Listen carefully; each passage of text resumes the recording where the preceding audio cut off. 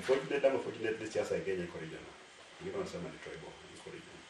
So kila jamii, haswa hizi jamii kubwa kubwa, ziko na kiongozi ambaye akisema kwamba tunaenda barabara hii, wote wanaenda barabara hiyo. Lakini jamii ya Mluhya imekuwa all over the place. Ni kama vitambui, na hii imechangia sana sisi kuwa katika ile hali ya matatizo ambayo tuko nayo, hali ya ufukara iko juu sana. So yale mambo yako at stake sasa hii ni hatima ya jamii nzima.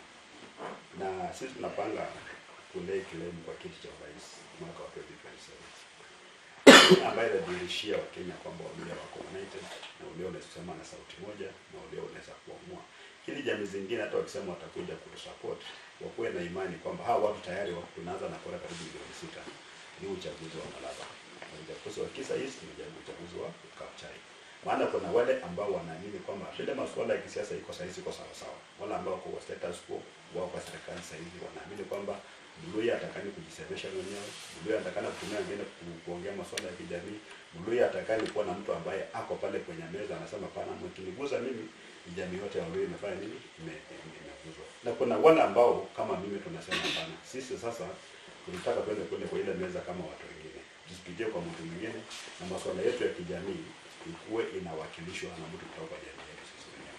Kuna wale ambao labda wanasema kwamba hiyo ni ukabila, lakini mimi nimesema kwamba siasa ya Kenya inakaa hivyo, na sisi tunataka kuleta mtazamo mpya kwenye siasa. Ya kwamba kama Mluhya yako pale, ile matatizo ambayo tumepitia kwa sababu ya kucheza siasa ambayo sio nzuri, siasa ambayo haina ufahamu kwamba lazima tukae pamoja. Tukipata nafasi tutahakikisha kwamba rasilimali ya taifa la Kenya inagawanywa equally. Hadi ile wale wadogo pia ambao wafiki kule kwa meza kumbuka kwamba sisi kama jamii kubwa tunakuwa tunaumia hivi. Wale wadogo ambao wako pale kwa tunao wanaumia na mara. Labda wanaumia mara mbili. So tuta balance tu pesa la rasilimali ya taifa la Kenya. Sasa hizi wale ambao wanatuambia kwamba sisi tunafanya uchaguzi, kwenda kwa cabinet, utapata jamii ya Kalenjin ni wengi sana. Jamii ya Kikuyu ni wengi sana. Alafu wale wengine wote wamewachiwa mtu makombo. Hiyo nataka kuambia kwamba hiyo serikali ni ya broad based. Ni kama serikali ya national unity. Ilhali wala ambao kwa juu serikali wanapanda jamii. Hatutaki tu siasa ya porojo na uongo. Nataka serikali ambayo siasa ambayo ukisema jambo kuna maanisha.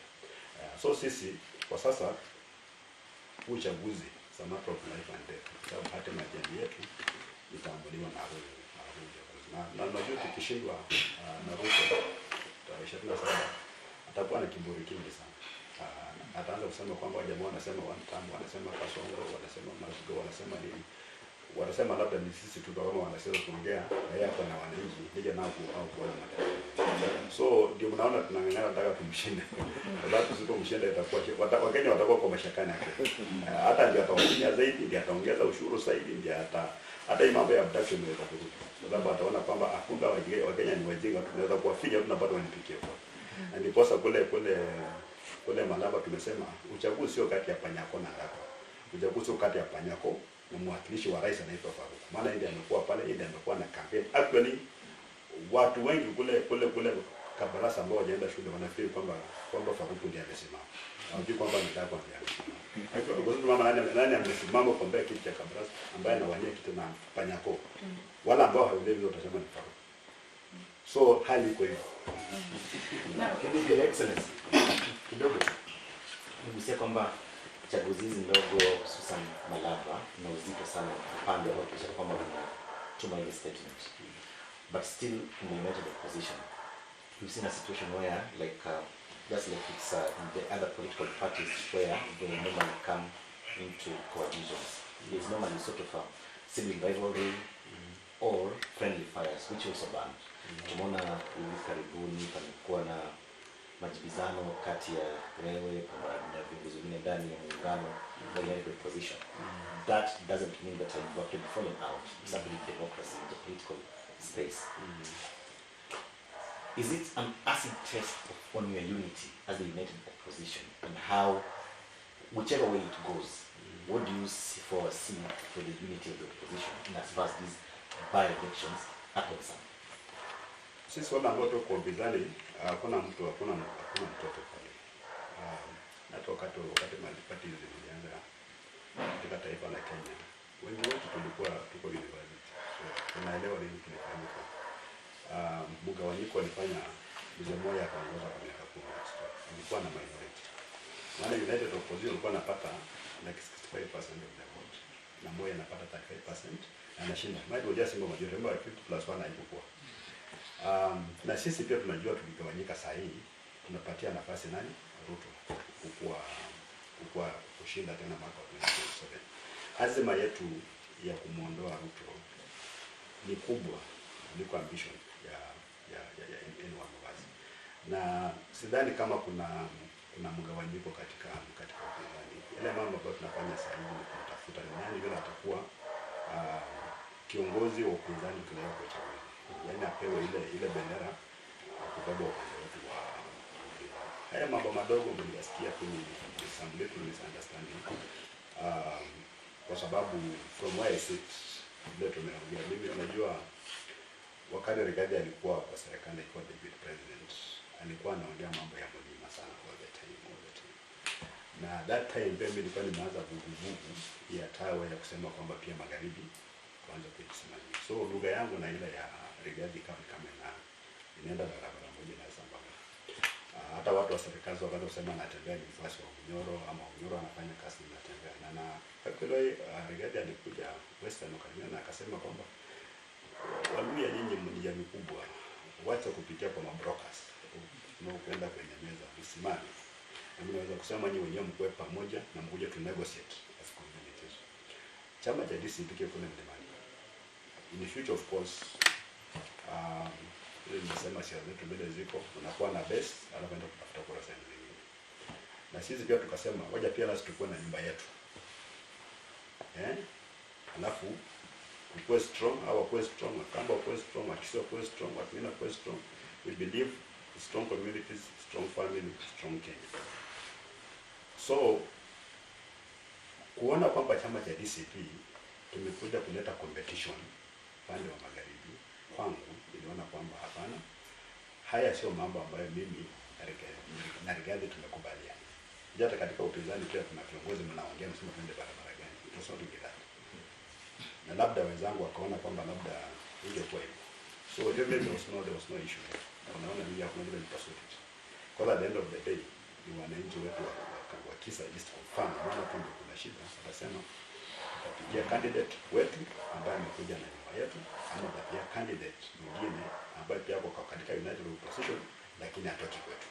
Yeah, hapo ndio kuna issue. Na mimi sitaki watu wetu wafikiri kwamba kuna mgawanyiko katika upande wa upinzani. Hamna hata kidogo. Na cheche za maneno hata mimi sipendi. Hata bado ni kiongozi kusema mimi sikujibizana na yeye. Kwa sababu mimi naamini kwamba kama viongozi they have bigger responsibility. Tukianza kusukumana na kuleta information zingine pia inafika mahali inaleta mgawanyiko kwenye upinzani, tunasema hataki mgawanyiko. Hata yule mtu ambaye atajiondoa kwenye United Opposition aende kule kwingine kwa mtu ambaye atakuwa na siasa yake kompletely. Na ataonekana tu, maana anajua Kenya wanatujua, wanajua nani anasikuwa na msimamo upi na hapa na msimamo upi. Ukianza kudeviate ama kuongea lugha fulani, kwa sasa Wakenya wako very keen and they read between the lines. Sema huyu bila anaanza kuongea hivi, labda anataka kuanza kupotea. Akianza kuongea hivi ama anataka kurudi upande wa upinzani. Na sisi tumesema kwamba hata kama kuna masuala ambayo ni masuala ambayo yako very controversial, kama viongozi mbona usikae kwenye nyumba na kuongea tukubaliane. Ya badala kwenda kushana maneno kule nje, because I think it's important. Tunakaa tunakubaliana kwa mambo sote moja kule. Hakuna mtu ambaye ni promise kwamba mambo ya kutembea kama upinzani na rais ni kama tu kutembea hapo. We're talking about careers, we're talking about ambition. Yeah, na sisi katika kwa karibu na watu watano wote ambao wanataka kuwa rais wa Kenya. Na kila mtu anajiona kwamba lazima kuwa rais wa Kenya. So bado tunatafuta formula na kujua nani atakuwa kiongozi wa upinzani aenda kangana apambane na rais Ruto kwa mwaka wa 2027. So hata excited. Na gavana, kuna swala ambalo wakazi wa Malava haswa wamekuwa wakieleza kwamba na haswa katika viongozi ambao wako kwenye mrengo wa serikali kwamba iwapo mtamchagua mjumbe kwenye mrengo wa upinzani hamtapata maendeleo. Wewe ni gavana ambaye umechaguliwa kwenye chama cha DAP ambacho kilijipata kwenye upinzani. Sijui hapa Zoea na wakazi wa Malava ambao wanakusikiliza, ni kweli kwamba ukiwa kwenye upinzani hamna maendeleo? Hiyo ndio sasa siasa ya kishenzi. siasa potovu ile ilikuwa siasa wakati wa Moi. Leo kwa nasema kwamba siasa mbaya, maisha mbaya, siasa mzuri, maisha mazuri. Kumaanisha kwamba lazima uwe kwa serikali ndio upate maendeleo. Mimi kama gavana ambaye alichaguliwa kwa upande wa upinzani, wakati kuna kuwa na ile disbursement kutoka kwa treasury, ile amount ile ambayo ile ya kuita share. Unapata tu hiyo share. Waseme kwamba labda uko upinzani ama uko serikali, share yako inakuja, wakati wengine wanapata pia wanapata. Na ile ni jambo ambalo Wakenya wenyewe wanajionea tu. Wala ambao wako kwa serikali kwa mfano, wako na faida gani kubwa kwangu kwa mfano. Sema kwamba baraza wako kwa serikali na Kakamega ni tofauti na Tanzania. Kivipi? Hata hapa Tanzania lakini nimefanya maendeleo mengi sana kuliko kwingine ambao watu wanafanya hapo ndani ya serikali. Ni perception.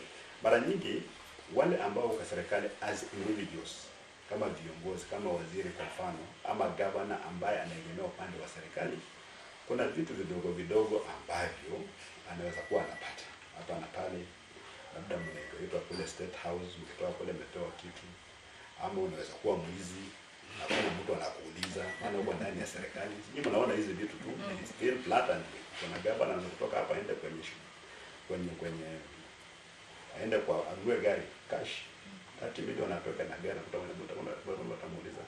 Lakini natembea mimi nikinunua pikipiki hapa nje leo itakuwa jamaa ametoa pesa kununua tiketi. So hiyo ni advantage ya kuwa kwa serikali. Anything else mtu asikudanganye.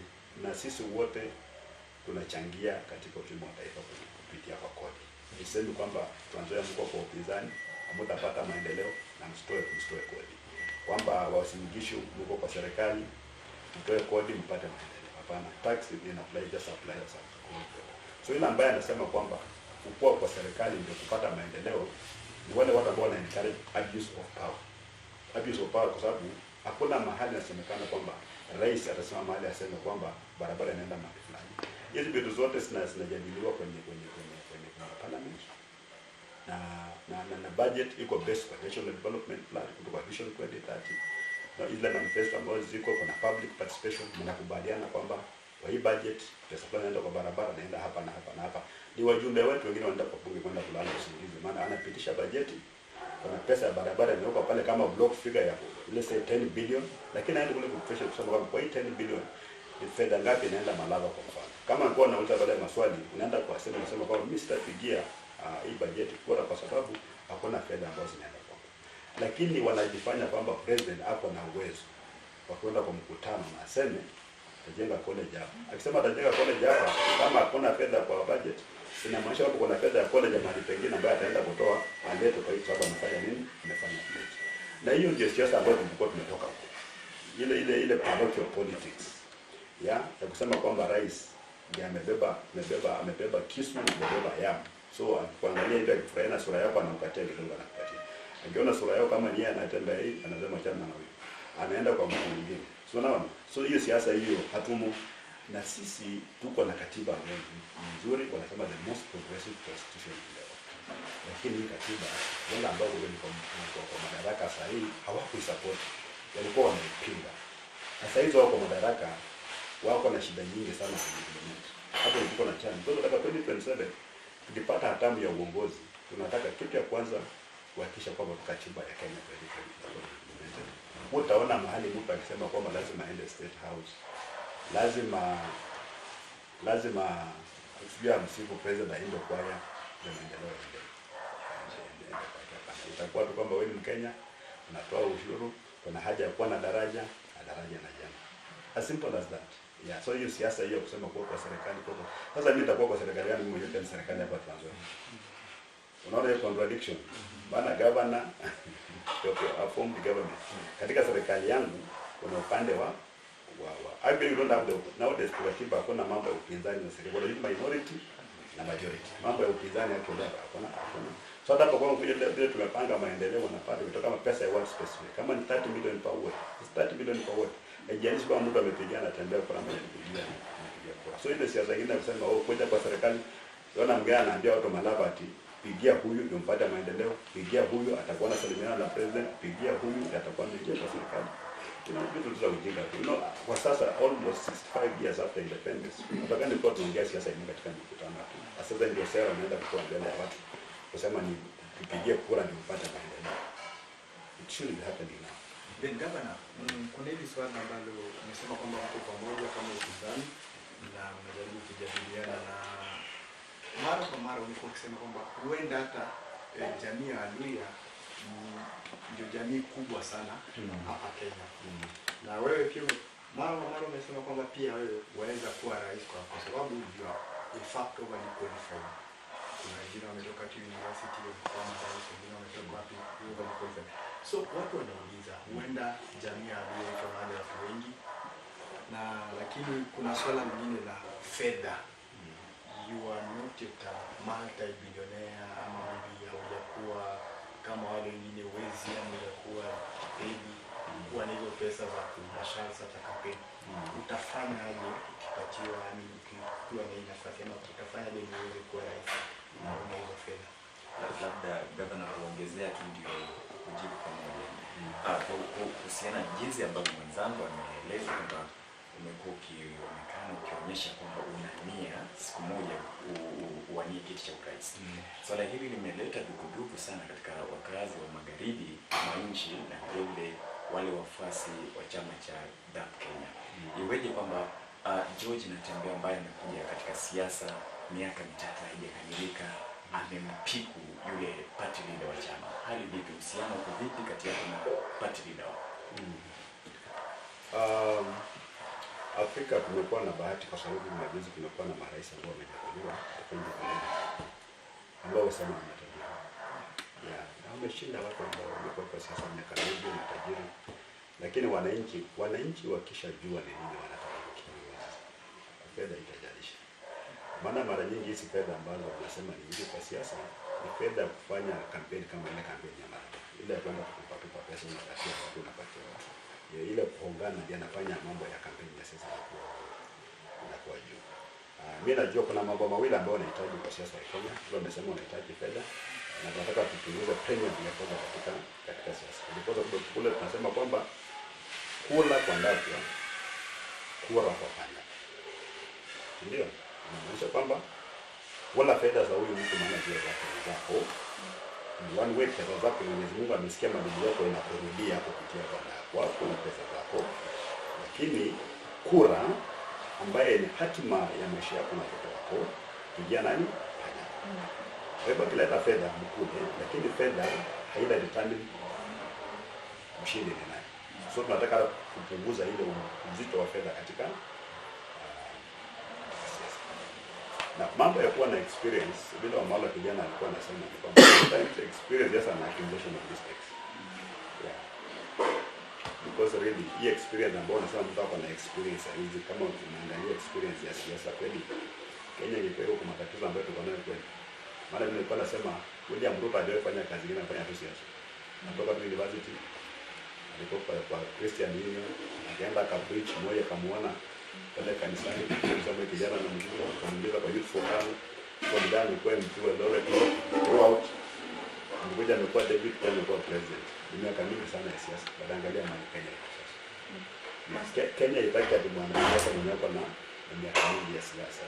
Nataka mtu ambaye anaelewa serikali inapangwa namna gani. How is the government run? Sasa ukienda kwa government department, kama ni ministries, every CS hapa na PS ambaye anamcheckmate. Every CS today, mimi nataka mtu anicontradict. Hapa na PS ambaye anaelewa idara kuliko CS. Na is it a coincidence kwamba wanapata rais anaelewa masuala ya every ministry kuliko CS? Kumaanisha kwamba rais anafanya kazi na PS, afanye kazi na CS. Completely disorganized government. Hautaki siasa ambayo serikali ambayo inakaa na inapanga serikali watu wako na majukumu na wako accountable. So miaka mingi katika siasa haijaishi. Mambo ya Waluhya kuwania kiti cha urais. Tumekuwa tunasema kwamba Waluhya hajapewa nafasi. Lakini ni Waluhya gani ambao wamejitokeza kusimama kuwania kiti cha urais? Na kabisa tunakuwa na seriousness kwamba anataka kuwa rais. Kwa mfano, sasa hivi tunaongea mambo ya 2027. Wale Waluhya wote ambao wako mbele wanatuambia kwamba tungoje 2030. Hawajajitokeza, wanakuwa wanasema wako namba 3, wako namba 3. Kindiki amekuja tu juzi, amekuwa is not an elected president. Yeye amekuwa appointed. Lakini bado wanasema kwamba 2027 wamwachie Ruto. kungojea 2032 Kindiki pia kwa na matumaini kwamba atakuwa president ama watapewa tu. Na hao jamaa ambao wanasema hivyo wameanza kuchoka, wameanza kuzeeka. Sasa unaona unajua kwamba hajatoa nafasi kuongoza taifa la Kenya, lakini nani amejitokeza? So mimi even at the right time, like when you put kwa sababu wanataka kwa at the right time tunakuja kutangaza azima yetu itakuwa ni kuja. Na nataka wenzako watuambie kwamba wewe unatembea uweze kusaidia hii na hii. Sidhani kama kwa upinzani kuna mtu ambaye amekaa kwa serikali, administration kwa serikali kwa muda mrefu kushinda kutembea Sudani. Na nimekuwa na nafasi pia kufanya kazi na Wakenya. Sio kupitia tu wakati wa Rwanda tu, wewe labda deputy president ama vice president umeitwa Rwanda na kaya kwenda kukaa na watu na kuishi na watu. Kama DO, kama DC, kama county commission, kama RC, kaa na watu na kuelewa watu. Mimi naelewa watu kama masuala shida zao ni kuelewa. So can you try now a different approach? Nimekuwa nachagua wanasiasa. Nimekuwa mtu mwingine. Mimi sio mwanasiasa tuone Kenya tenda wapi. So masuala ya fedha ni Wakenya wenyewe wataamua kwamba watafuata mtu mwenye ako na fedha alafu wachague Kenya ngarika ambaye ataenda kula pesa zao, ama wataangalia mtu ambaye watamchagua aenda aleta rasilimali za Kenya na hakikisha kwamba Wakenya wanainuliwa hali yao maisha, wasikae kama tu maisha magumu mpaka watu hawana hope. They just hopeless.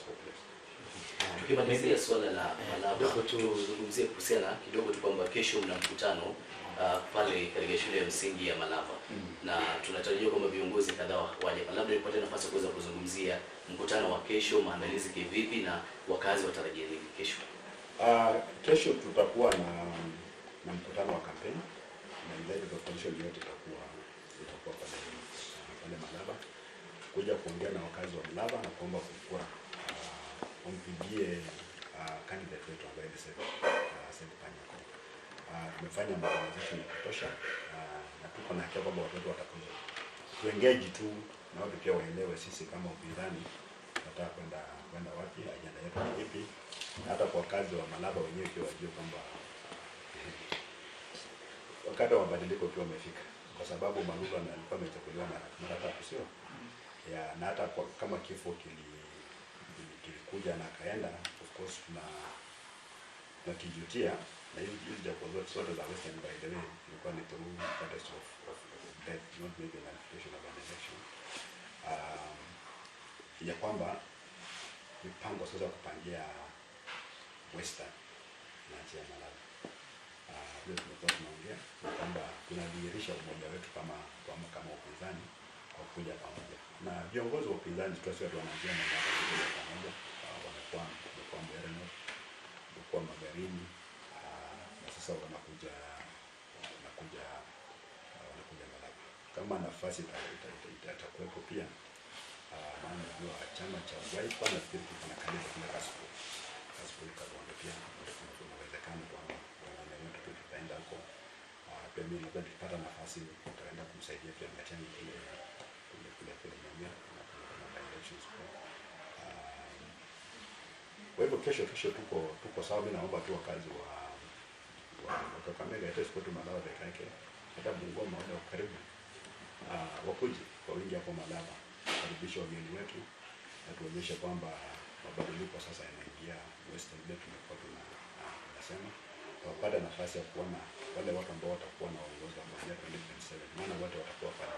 Kwa ile group yetu ambayo itakuja kesho, rais wa Kenya, naibu wa rais wa Kenya, na labda mawaziri wa ngazi ya juu watakuwa hapo kesho. So kuja waanze kuzoea viongozi wao mapema.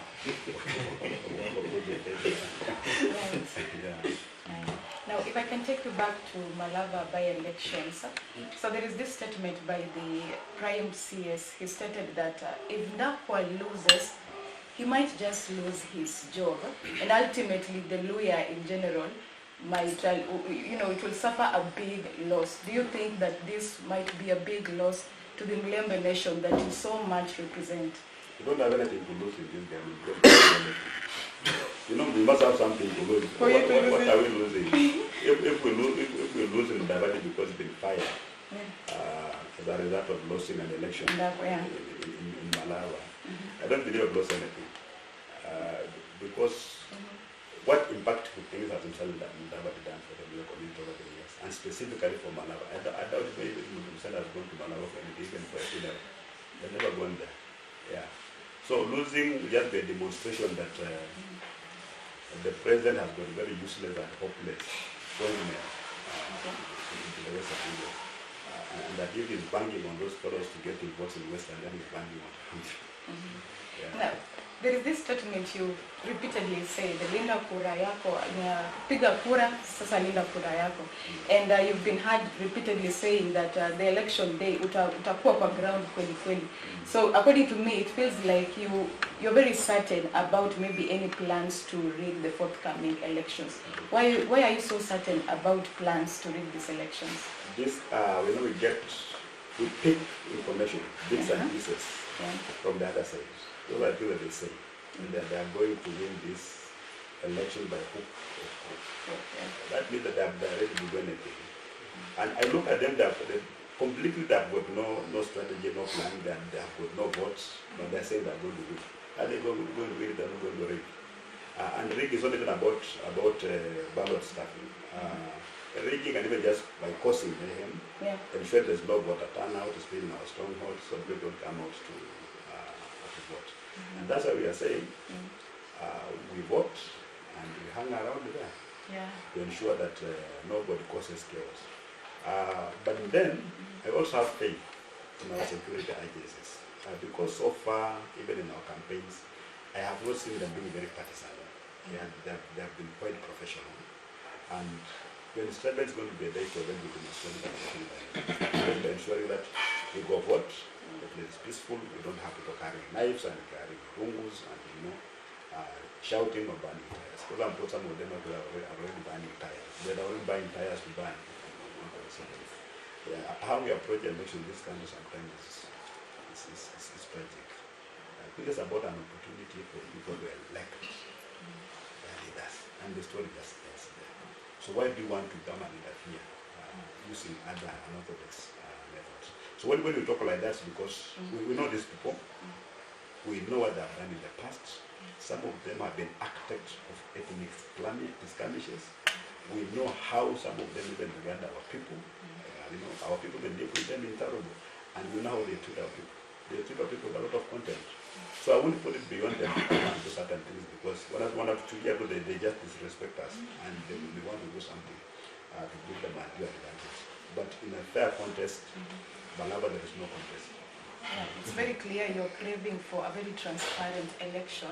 So maybe I just want to know what some of these steps that you put in place just to ensure that it's free from any rigging.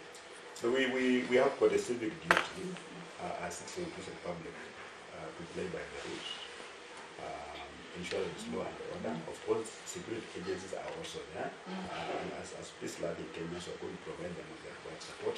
We're going to play our part. We are not going to have to gain any disruptive behaviors. But we are consistent in calling on the IEBC to conduct this election in a manner that they're supposed to be neutral.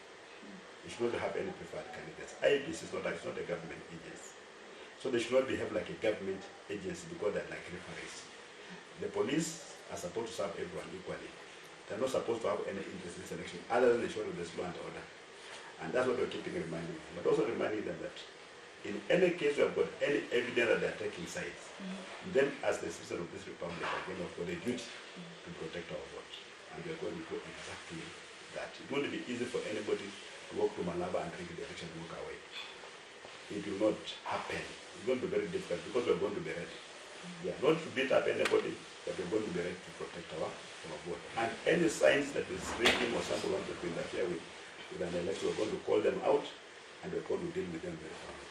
Because the law allows citizens even to make arrests, and we'll do that. I believe we get up like here in Transfer when we were doing our election, it was an OCS who was rigging. Actually, it was stuffing ballots. And we arrested him. Tulifunga OCS na kamba, tukaita OCB na Buda. Amoja akamchukua. So even in Malawi, let them try that one and that's what is going to happen. Yeah. Good. Governor, we shift gears a little bit. Post Raila, he has been a force in Western politics. Yes. And in Nyanza. Now that he's not there, how do you assess the future of Murembe politics in terms of alliances, especially opposition politics? Can we say we have a backing in Western region. What is your... We have a very big backing in Western. But of course, some of us began talking about Raila's succession even when he was alive. So we were saying we're going to chart our own course. Because some of us don't feel very happy when Raila came to government. You know, and he was our choir master when we were calling Ruto Nyama. We were going to meet Mwisi, we were going to meet all those things. So we never imagined at any given time Raila would join Ruto's government. And he did. So when he passed on, we were ready.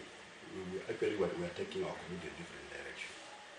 But the people who belong to ODM as a party, they can put on a breakfast, but that's going to grow. Unless Raila was an insignificant political player and there was just an insignificant person in ODM, ODM will not survive on death. Because we believe the hold that he had on that party, nobody else can fill those shoes very quickly. It's going to take a bit of time. Like when Moi exited Kanu, when he left power, you see where Kanu is now. The same thing is going to happen to ODM. And that's their business. For us, we believe ODM was basically a Luo party that took advantage of Western because we never had any strong leaders. So I think the two are going to suffer most. We're going to be often the most people in Luo Nyanza. But for Luya, this is an opportunity now to chart our own political course. And we are on it. You have they call the big brothers, Mudavadi and Wetangula, the likes of Aparana and stuff. Do you see them filling those shoes that have been left by Raila, or you as government attendant, the Prime Minister, is ready to take up the mantle and unite the region as a team? And maybe to answer the other two, who are these casualties, the loyalists of ODM that you feel will suffer more from this death? Our big brothers can't feel those shoes because they have not been seen those shoes. They will never see them, so they cannot feel those shoes. You know, some of them were deputy party leaders of ODM. But when Raila died, all of them were ignored, you know, and the person who took over for Raila, the party machinery.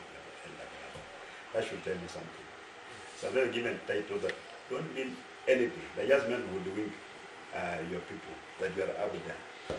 Yeah, but when we go to the cracks of the matter and decisions have to be made, then we are just showing where we belong. Yeah, so our brothers are neither here nor there. But Mudavadi doesn't have a political party. He dissolved his party and joined UDA because UDA and ANC merged and he produced UDA. That language. So he's there. Wetangula is struggling, hold speaker. And at one time I advised the guy, please, when you become a speaker, give the part somebody else to run for you, somebody that you trust. At some point when you stop being speaker, you can take over the party. Somebody going to court and the same thing the court pronounced is over that. He cannot be a speaker and be a leader of a political party. He did not want both pieces of advice. Now the guy is struggling to win the ward seat in his own home. The ward that we were contesting in Kapchai, actually that's where he comes from. And the whole speaker is fighting for political life there. So it doesn't matter whether he wins or loses, he's already lost. Because such a place just sit at home and people work. But now he's really struggling and calling for support, he's deploying everything. So it's not really a factor. They are saying that the two of them saying, sorry for cutting you, they're saying that you don't respect them. In fact, in some funeral in Kakamega, they say, even if you don't respect them as person, just respect the 35 plus years they have been in politics. You don't take people to respect you. Respect comes naturally. Yeah, and respect is earned. You know, and in politics, you must earn your stripes. So for us, we believe that 5 plus years, another one 30, so over 70 years that they have in politics has been wasted. You just look at the kind of lives our people are leading. You can't respect them. You can't. because they have not impacted on the lives of our people positively. They have grown as individuals. They're some of the richest fellows in this country. I think when they declared the world, Mudavadi was the richest cabinet secretary of a billion shilling portfolio. But the people that are supposed to represent him, so let them not demand for respect. They should have earned their respect that run out of time. I don't think they can earn for respect now because the time they are left in politics is very short. And by the way, I'm never disrespectful. I just say the truth. Because if I ask them for all this period we've been in government, what have we ever done for our people? I'm not telling you. One of them actually keeps on saying that if you play with him, you are going to die politically, and they'll say, I finished so and so, I finished so and so, I finished and so and so. And even those who are playing with me, I'm going to finish them. You know, that kind of politics. They never say, I've been because of this period of time and I've built so and so, I've built the career so and so, I've done this and that and that. It's just negative, finishing people. How do you expect such a people? It's very, very difficult. Actually, I try to respect them, but you know what we do. Maybe one last question on that. Western Kenya, as per 2022 data from IBC, we are at 6.7 million voters as at 2022. You are in the United Opposition, and one of your messages has been that Western Kenya has been used and damned politically. If the United Opposition assumes power in 2027, how will you ensure Mrembe Nation's share is not sidelined, that our cake tumekatwa vizuri? Yes. We should just be fair to all Kenyans, because even the distribution of just public appointments, if you just go by population, you say because we are 6.7 million, for instance, those are voters, they represent what percentage of voters? That the percentage should be getting for every appointment, for every development project, for every this and that. And that applies to all communities. But today, people scramble to go in the government so they can have undue advantage over other communities. And that's where the problem is.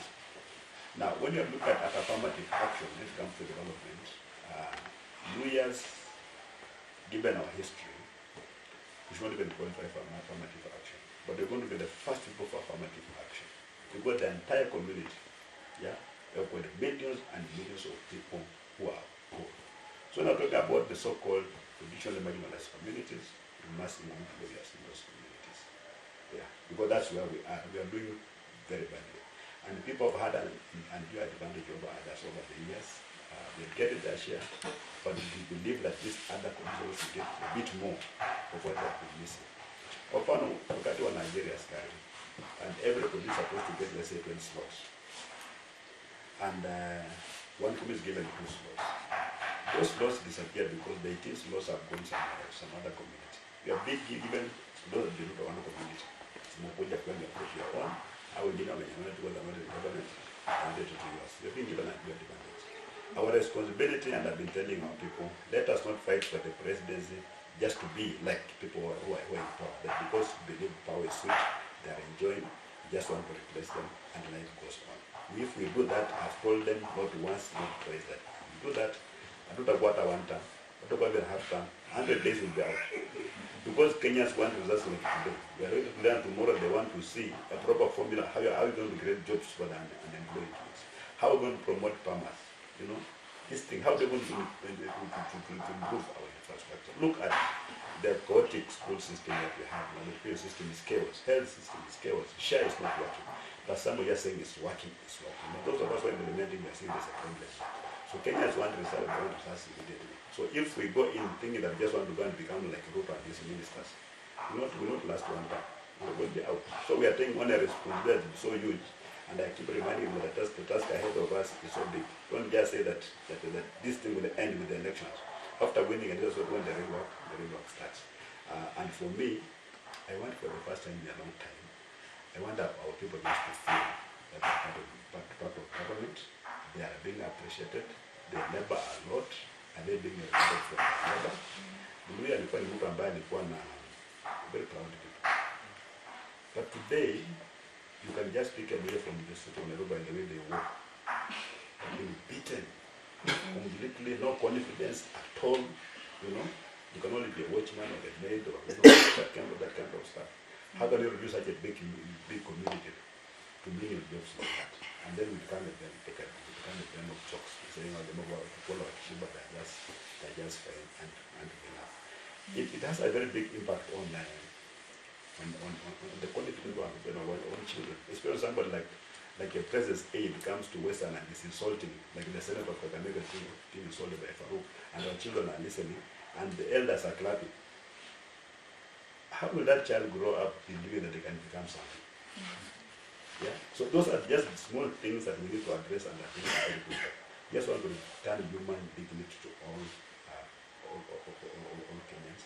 That when you go to that table, you don't hear a lot of news about Mount Kenya or about Western. We're going to talk about Kenyans, and people will feel that indeed it's a government of.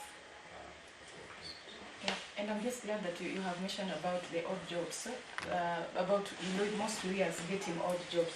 So I just wanted to know maybe what do you think can be done to restore back the lawyer dignity and value? Our people are very hardworking. You go to schools, even when the class are announced, the top performers that are normally lawyers. Yeah. Where do they go? After that, because at the end of the day, you have people who peddle influence and then government. So they are doing employment. You don't have anybody to influence your appointment. They don't get those positions.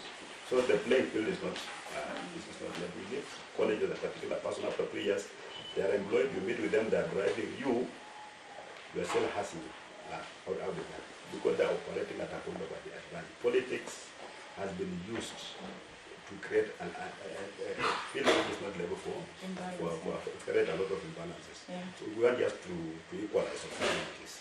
That if you have gone to school and we promise you that education is key to your life, to your career, let it be, and let us demonstrate that indeed this guy got the job purely on merit, not because the cabinet secretary is their cousin. Yeah, that's what I want to do. And of course, our people out there, none of them have left farming. Find somebody that's left 5 acres of land in Victoria and they're watching in Nairobi. Because land is not to pay. You know, you grow your maize, you harvest very nicely. Where do you sell?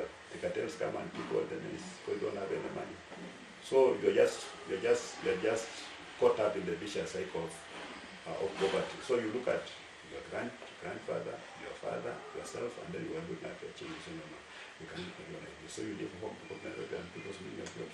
You just go to Nairobi to hide. But now you went to school, your parents sold everything, they sold land, and you know you're being told that we are doing this for your brother. He's very bright. Then your brother again goes to get that, gets that first class. Then he comes back home to start writing about a board. Still on dignity, Mheshimiwa. There's a time you spoke of speaking of Nzoia Sugar and other sugar mills. You said some of these mills were leased in a very controversial ways to private dealers. And they said when you take over power, assuming that it may be the presidency, you will right wrongs. Is that not scary to investors? The president was very categorical when he was campaigning about reviving Nzoia Sugar, for instance. And when he won the elections, he went to Bungoma and said there's a wind here called Rai. Ile wanasema mambo tatu zifanye nini. Yeah, those words. And then again very soon the president goes back and says, he sells Nzoia to Rai. And when you look at the terms of that agreement, it's just a theft. Because how do you sell this land to a person for 30 years, an acre for 30 years, for 50,000 Kenya shillings? 30 years, 50,000 Kenya shillings. Meaning, you are leasing an acre at 1,600 shillings. Come on. 5 years. 5 years. It's 50,000 shillings for an acre for 30 years. That's 1,600 shillings per acre. It was eroded. And then after 30 years, they will not be there. 30 years is very good. That thing is supposed to revert back to the public. But nobody's talking about, there's nothing in those arguments that talks about that land. There's a stadium there, there are four schools, 2 primary, 2 secondary schools. There's the manager's house, thinking inclination. And now we're being told that that piece of land has been shared by the very people who are defending that transaction. So that nucleus does not belong to Nzoia Sugar. It belongs to individuals who are going to farm sugar, supply it to Nzoia Sugar, but Kenyans out there will be knowing that this sugar is being produced from the nucleus. You know, and at the end of 30 years, that land is going to go to those individuals. 24,000 acres, a lot of land. So for me, what I've said is that if we get power, what if when we get power, we're going to 7. We are going to tamkimbiza bila hajawahi. And we'll just do it extrajudiciary. Don't end up with 14. You just walk there and tell him to go. The way Raphael should walk to KICC and welcome fellows to walk. Because it was public property, they taken the title of this and they walked. They went to court and they lost. Even this one, there's no way Rai is going to win against us, including Pantel. Yeah, even Pantel, even Mumias. You know, these guys have orchestrated poverty in Western. They have sold every industry in Western. We don't have a single industry in Western today that's publicly owned. All of them gone. It's an orchestration. Somebody has done this. Yeah. And when you make people very poor, it's easy for you to rule them. Because they have caused a lot of damage. And we are going to do this without going to court because we are in a hurry to right the wrong. So we may commit wrongs, but they are working at the long term good for the country. So they come and get for a ride, I'm not investing anything in that. You can imagine a ride become a real elder. Bukusu elder actually. When you start to Bondo, to Mona Raila, I was thinking about Bukusu's land. The governor on a malicious prosecution which you were spoken a lot about, especially when EACC came here, abandoning your home, everything else. Now that you are in high office, do you think such raids will be as common? The current regime promised that they will not use security agencies to do politics. For me, I don't want to make those kind of promises. Kenya is just what will happen. Then lastly, we don't do politics like that. We just run the government using common sense. Yeah. Then lastly, you made a lemonade out of the arrests. After being arrested, you came on a rooftop from Kisumu, and something stood out. You landed in Kisumu, the lakeside city of Kisumu. Then came all the way. When many could have landed in Kitale, Eldoret, Kakamega. Then putting that in context with the Elijah in the belief that they did it have anything, was it coincidental, or you have something to do with Elijah Masinde? No, I was coming home.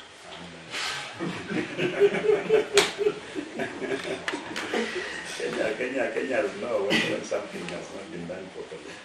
And our people demanded that I talk to them. Okay, I just landed in Kisumu, I was coming home. So we just greeted people by the roadside, and we came out in large numbers. Because they listening to me, and my message was resonating with them. But that people in government who believe that Natembele ni mtu anapiga kitani kelele huko tukaleta. So we wanted to demonstrate to them that indeed what we are saying cannot be silenced by silencing Natembele. And I want to get this message very clear. Whatever they do to me is completely insignificant, is irrelevant. I don't have to be there. Because our people now know what they want. And anybody can lead them. People are saying we are going to Canaan. Anybody can take them to Canaan. But Canaan will reach. Yeah, it doesn't really matter what they do. This one, they can't stop it. They can't interfere with it. They can't postpone it. It is here. Yeah, it is here, and we are going to go to Canaan because we have realized the potential that we have. Maybe, Your Excellency, the last round of questions under the topic of your political aspirations. Because when you announced your arrival into politics, people maybe never took you serious because you vied against somebody who was experienced per se in politics. Dr. Chris Omala, you trounced him, who was in Fort Kenya. And just 3 years in politics, and It's now the people who are demanding that you go for a higher seat. In the next 2 years, do you see yourself maybe, if the pressure mounts from the people, do you see yourself maybe maybe defending your seat as governor, or will, as was captured in one of the dailies in the last 2 weeks, was captured in the lineup from the opposition, was that you will be running out of Wiper leader Kalonzo Musyoka, of course that particular formation to remain intact. Do you see yourself succumbing to the pressure of going for a higher seat, or you're returning to maybe still create a more wide base to ensure that maybe in the future, like let's say 2032, so that you can go for a higher seat? Well, the future is now. And for me, I came to this space because I believe you can impact people more in politics than anyone else. Because politics is like, politics is about resource allocation. Politics is about public policies, about public programs, and so forth. So as governor, I believe I've done my bit. See the people of Tanzania. If Kenyans wanted to take up new responsibilities, higher responsibilities, of course I'm ready. I was voted for by the people. I can see them be voted for. Why go for deputy president? I can go for president. Well, nobody has convinced why I can't be the president of Kenya. Why not go for the president? Because like now, even governors are struggling because of the policies the nation that are stifling resource allocation to the counties. They come late, they are very limited, lot of bureaucracy. You want to do certain things, you don't have resources. Nation government is interfering everywhere, they're flowing back on revolution. And it looks like national government can do anything and get away with it. So why can't people who believe in devolution take on the reins of power? And when you enter politics, at whatever level as an MCA, and you are a proper politician, you're not be ambitious. You aspire to higher office. So if the stars are aligned, why should we run away? So in 2027, if Kenyans feel that they're committing the one of Tanzania, I can say good. Because for me, I've served Kenyans for 26 years as an administrator. I rose to the highest level in the public service. Even though T, until I was T1, you're basically like a PS when at the top there. So in the government now, you need influence to become something else. But as a professional, a public servant, I read to the top. I've done that a bit. Now in politics, I'm basically giving back to society. So if I'm convinced that if I fight for a higher office, the presidents that Kenya voted for me, will vote for me, why should I not go for it? I'll definitely go for it. It's not even taking a risk. Because people thought that leaving a job of artist to come and gamble in politics was a big risk. But can you achieve anything without taking a risk? I'm looking at my people, and I'm looking them in the eye, and I'm asking them, do you want me to serve you at a different level?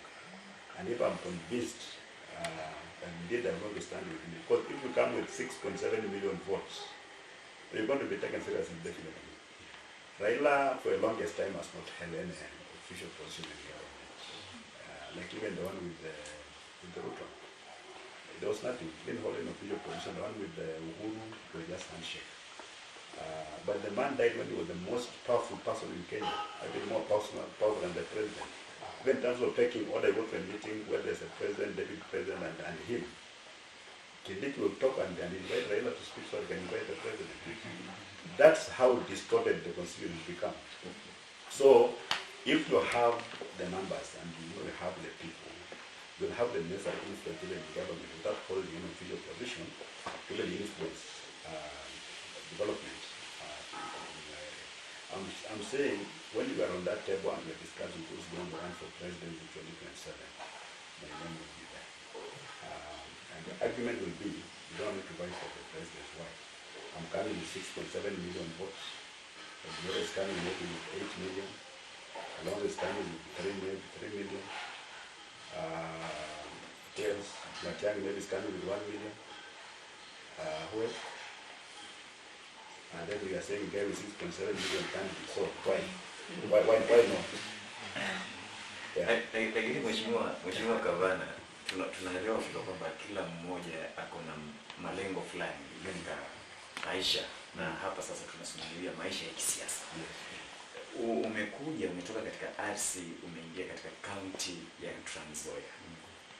Ukija katika kaunti ya Trans Nzoia, matatizo yalikuwepo, na hata wewe mwenyewe unajua, wengi wanajua, Wakenya wanajua, na Wakenya wengi wamekupenda kwa muda mchache huu, kwa sababu wanaona yale ambayo umefanya kwa muda wa miaka miwili labda, na yale ambayo yalikuwepo kwa muda wa miaka 10.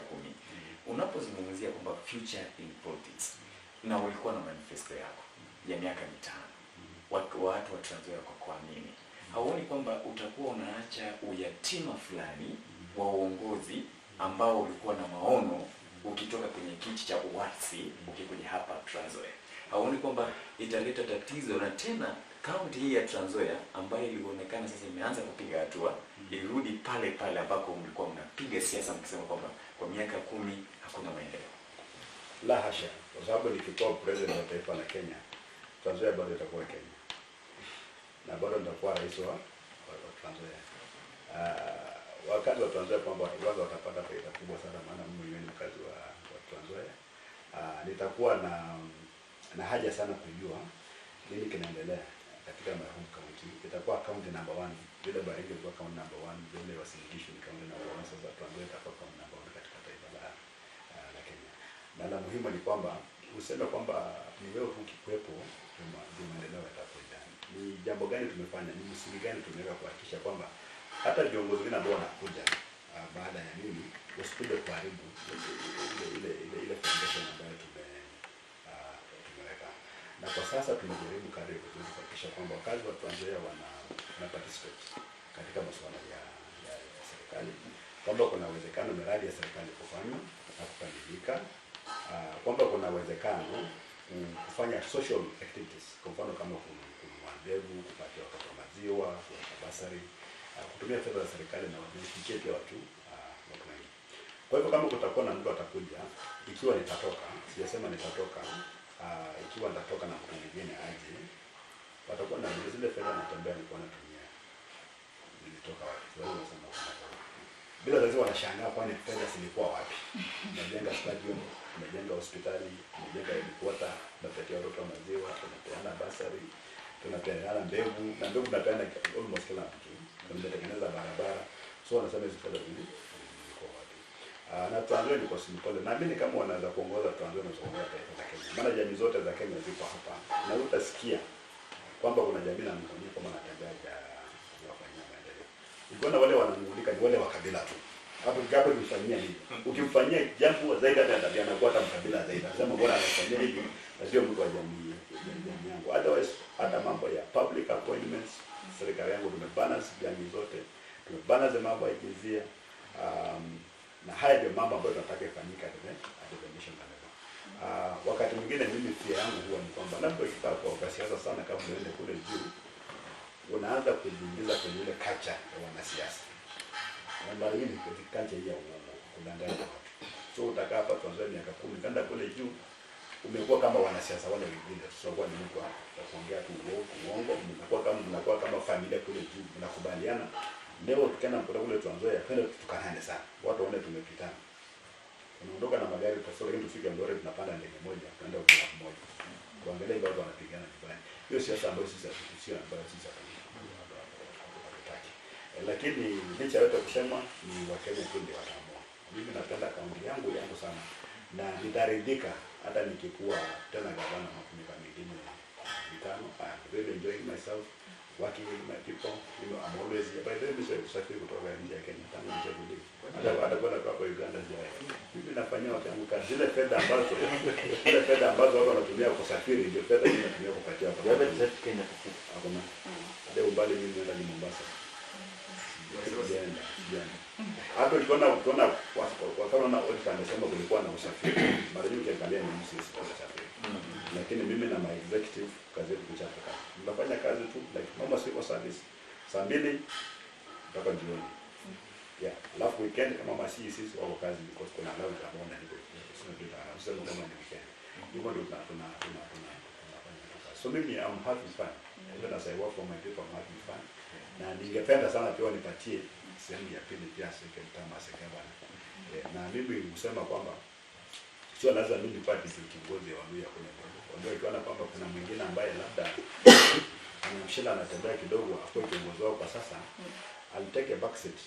Yeah. Na kama wale ambao wanasema hao kwa mimi watapoenda wasema pana nyinyi mnasema ni yule namjua. Kwa hivyo na hivi. Mnasema ni yule namjua.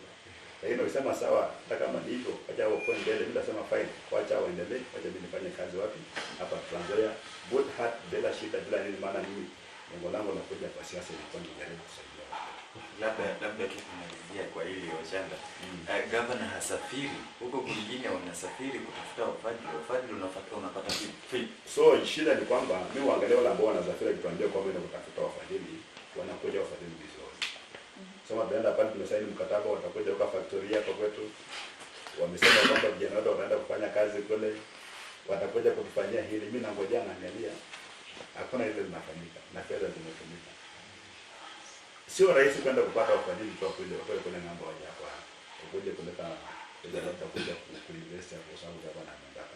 The world is a global village. Yeah. Hao jamaa wanajua mahali kuna opportunities. Na wanajua kija Kenya mazingira ya kufanya kazi hapo namna gani. Wanajua. So hata kama gavana wanaenda kula Amerika kwenda kutafuta wafadhili na investors, wanaambia kuja mkaweka factory hapa Kenya. Na wanaangalia wa tax regime. Taxes zetu kwa ziko juu sana. Haya, hata tu kuregister tu biashara Kenya. The process is so long. Wanajua. So kidogo tukiambia namna gani, hata ukiwa kwa business bado watafanya sababu ya mcheck na wanaambia hapana. Si wengi wale ambao wako hapa pia wako na other branches elsewhere na wote wanahama.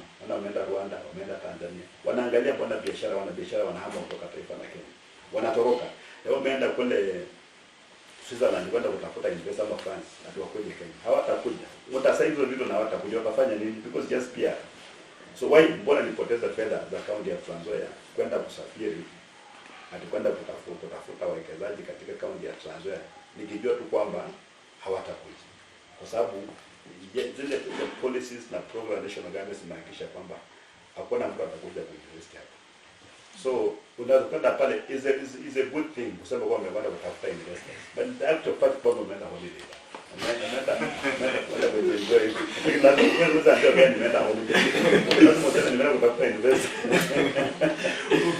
Ukiwa rais ulisema kwamba uta break the jinx kutoka kwa Kikuyu Kalenjin.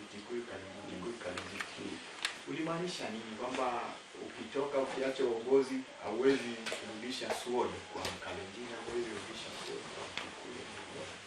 There is a way kwa mfano kama Muluya atapata kuwa rais wa Kenya, ule ujumbe ambao utaendea Wakenya wengine kwamba inawezekana kuwa rais hata kama usio Kikuyu. Sasa hizi tuko watoto ambao wanazaliwa kujua kuwa rais wa Kenya lazima kuwa Kikuyu ama kuwa Kalenjin. And how do you convince them otherwise? Mara nyingi wanaangalia tumekuwa independent for about 3 years now.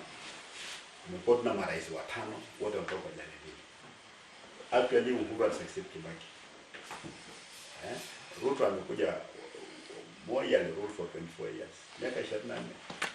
Sasa hizi Ruto amekuja. So watoto wetu tu jamii zote wanaamini tuko president. First qualify matu wa Kikuyu unaweka. So mtu mwingine akikuja pale itapatia nafasi kwa watoto wa jamii zingine pia kuanza kuota. Sasa dreaming kwamba actually is possible kuwa rais wa Kenya. Hata kama si Kikuyu. Na itafanyika hivyo tu. Sidhani kama itakuwa rais tena. Jamii moja ama jamii mbili kutengeneza the presidency in Kenya. Once we break that jinx, because that jinx must be broken. It's a jinx. We must break it. Na mimi najua sasa we have the numbers kama inaitwa possible to break that jinx. Luckily we do not have any strong Kalenjin in our camp. Sana wote wako serikali. Na ukiangalia jamii ya Mount Kenya pia wamesema kwa sasa wanataka wafikie jamii zingine katika taifa la Kenya kujaribu kuwa rais na president. Hiyo ndio usemi ambao wanataka. Kwa hivyo kuna uwezekano sasa tukiweka a strong candidate kwa upande wa upinzani, kuna uwezekano mkubwa wa kuvunja hiyo. So maybe Your Excellency, unless there is a burning question, because we are requesting that tutakuwa nafanya frequently before the year ends, tena maybe December, haitaona habari kwa Western. Unless there is a burning question, one and after the request His Excellency to be ironical that tumekuja hapa na Luya TV, tutakuwa na prepare maybe parting shot, a comprehensive thing utasema pale kwa Luya TV for consumption of our people, of course. Okay. Now, the Tawel movement has been a loud song, especially in Western Kenya. Do you ever envision making it a political party where, of course, you're the leader? Paradox to that question is that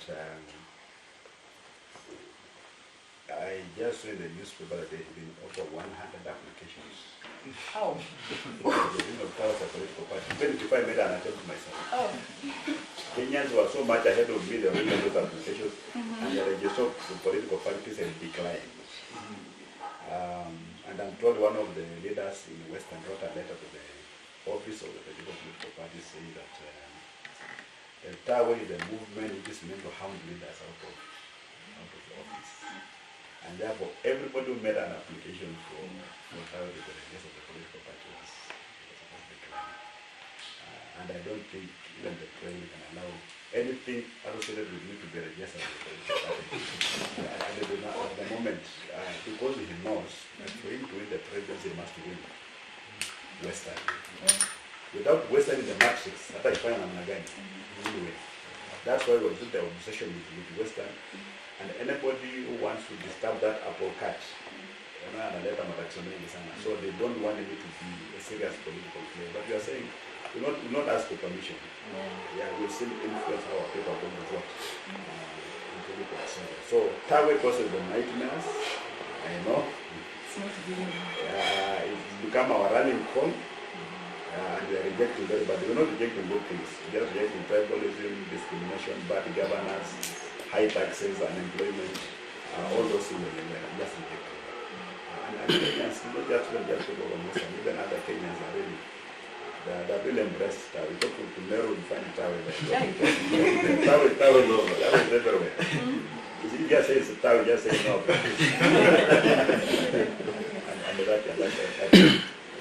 Yeah, so it's going to be a rallying call for us, whatever political formation is going to be, but away from government. That one how to make it very likely. But one interesting thing again, this guy may not is very unpopular. So the only way to solve it again, they want to associate you with themselves. So utasikia anatembea tena ongea na nani, anatembea tena Ana meeting back. themselves. Look at them, they understand. No, I know it's very interesting. But they know that they're extremely unpopular, so they want to associate you with them. Talking of that, there was a claim that you had reached a deal to be a CS interior in the next government as a right to buy a food domains ESC rated last time. So between CS interior and governor for transfer, which is bigger? Let us just be honest. Between NSCS, including that Mudavadi position, and the governor of any county, in terms of pecking order, which is bigger? The one is executive. Yeah, you cannot leave governor and aspire to be a CS. Unless all you want just to serve. Not because you think it's a better person than the governor. Yeah, look at the constitution. But the constitution actually runs the president and governor. Yeah, but wanataka kufinya counties. But we have 48 governments in Kenya. 47 county governments and one national government. And we operate at that level, and we consult at the level called summit. That we just brings together the president and governors. Yeah, that's what the constitution envisioned. But now, I was telling my colleagues that they don't find 10 governors and going to meet one CS. You'll never see me that kind of delegation. I will not go. When's the end? Yeah, so 20% of the reach the deal for not to become CS interior. No. Hiyo ni kidogo kwangu. Aoni ina mgao mkubwa.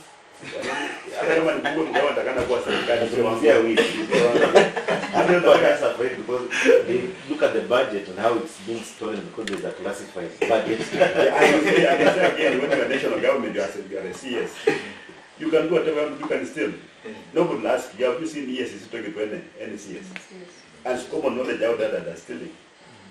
But you'll never question by anybody. So people go to government for political cover. And that's the kind of culture I want to kill.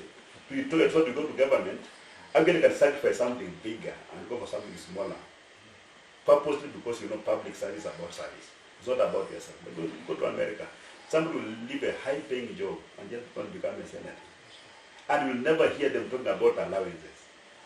Never ever, you'll never hear somebody stabling emotion talking about allowances. Because it's never about money.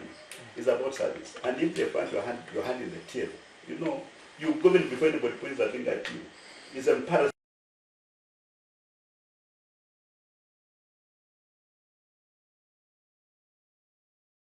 Become that. It's for very nefarious reasons. Has got nothing So all those stories about we have reached the end of Uganda, that's Stories.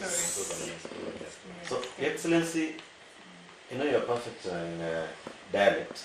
So Boaz is very ready for a parting shot. Maybe a rally call to the people of Mulembe in terms of how they should be organizing themselves in terms of politics now that we have this new kid on the block in terms of giving direction politically.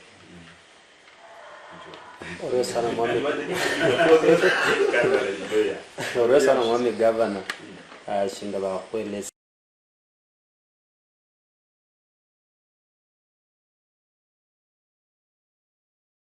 that's very ole malomera go shinga na inzu ya Mulembe inda ya Mulembe emyaka chita kino